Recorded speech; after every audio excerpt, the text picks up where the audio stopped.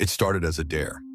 A group of friends, eager for a thrill, decided to explore the abandoned warehouse on the outskirts of town.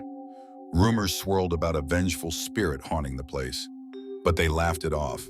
Armed with flashlights and bravado, they stepped inside. The air was thick with dust and decay, but something else lingered, an unsettling presence watching, waiting.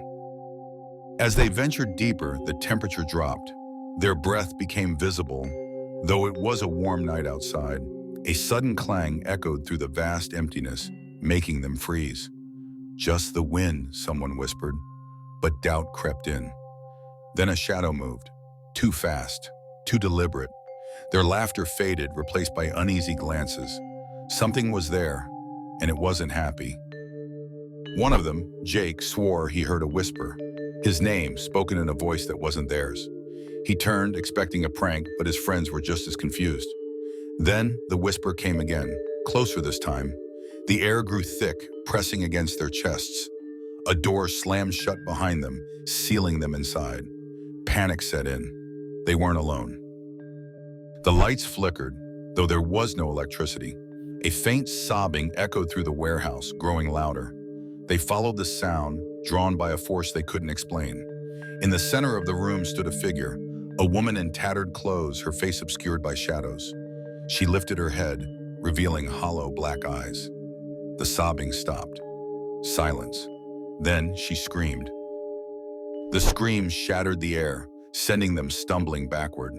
The walls trembled, dust raining from the ceiling.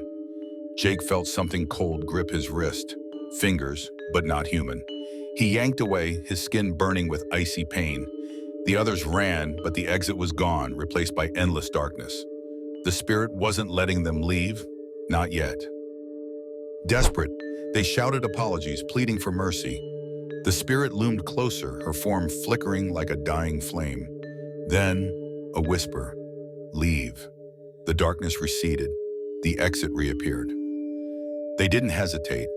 Bursting outside, they gasped for air, the night feeling impossibly warm. When they turned back, the warehouse stood silent, unchanged.